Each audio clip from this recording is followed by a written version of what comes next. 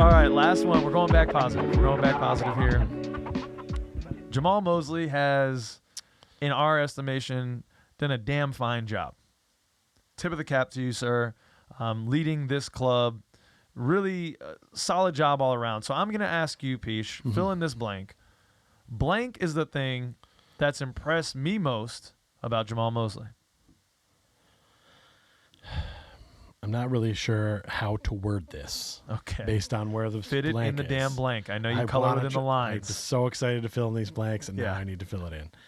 I'm going to make up a word that is really going to be kind of ironic. Okay. I'm going to call it the teachability. I think his work with our players has been evident. Yeah. And that's what a young team needed. They needed somebody that was going to let them kind of do their thing and have their fun. And I think he does. And I don't think they go overboard or inappropriately overboard. I think he lets them have their fun, but he's teaching them stuff. One of my favorite things that I've seen all year is some of these games when Suggs isn't playing, yet is in the ear of Mosley the whole time. Sometimes they call timeout and they're discussing things before they even get to the team huddle. I love to see that. He's teaching things. When Suggs came back from that injury, he was a different player. He had learned things from Mosley by not playing, and it almost made that a positive. He might not have gotten that same outlook by actually playing in the games. And he's getting it again now. I saw it the other day where they went out there and they're talking and discussing stuff. Look, I don't know exactly what they're saying, but it's resonating enough that the players want to hang out by the coach and be by the coach and soak up some of what he knows.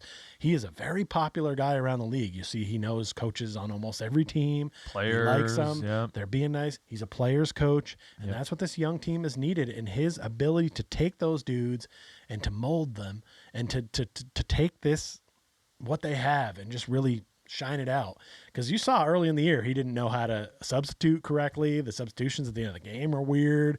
He was going through it, learning how to be a head coach. And he really learned even himself how to become a head coach and molding these young guys. That teachability for me is what I like to see. And it's why I'm so optimistic that it's going to continue through the future.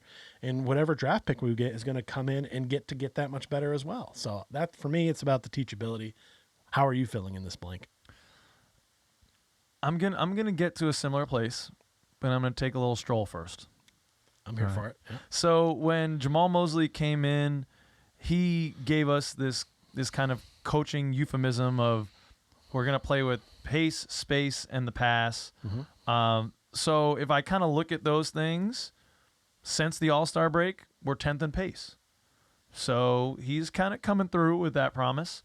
The pass, our assist percentage since the All-Star break, 11th in the league, kind of coming through on that promise. And he also wanted to have everyone on a string on defense. He wanted to have a defensive identity. Now, that's where we've kind of come and gone. There have been periods where we've been one of the best defensive teams in the league, and there's been times where we haven't. I've been hearing people talk about how we're still top 5 right now since the All-Star break. I don't know if some of these recent games have skewed it, because when I looked up our defensive rating on NBA.com, it said we're 18th by defensive rating. Right. So that's a little lower than when we would like. But we've seen in spurts the team playing well. And I think it's a testament to the thing that I'm most impressed with is his vision. Vision is the thing that's impressed me most about Jamal Mosley, because in some of the ups and downs of the year, you've got to, as a leader, have a clear vision. I'm in school right now to be a principal, to be a leader in an educational setting. One of the big things that we always talk about is having a clear vision with your team. Everyone has to know where we're going, and every action has to push towards that vision. And I don't know exactly what Jamal Mosley's vision is. Some of those little cute quips, pace, space, those are probably baked in there, but I'm sure it's much deeper, and it definitely involves appreciating the human being as well. But whatever Jamal's vision is that he's been communicating to the team, it is resonating hardcore, because the guys are buying into the daily grind. They're not getting down on themselves with all these losses, which could be really something difficult. In all these, even the most recent games, the guys are having a blast on the bench. And I'm not the type of person that's like, oh, you should be upset because you're losing. No, this is not a winning season. We all knew that. Yep. And clearly, they still have the bigger picture in mind. So I'm just so impressed. As an aspiring leader myself, I would love to just talk to Jamal Mosley about some of his leadership techniques and how he creates his vision and how he communicates that with his staff and how he delegates and how he works with individuals to create goals, because he's clearly doing a slam dunk job with that type of stuff. I would have to agree. I think we should get the man a yellow infinity stone for his forehead. I think that would really pull this whole vision thing together. Okay. I can tell you just finished watching WandaVision.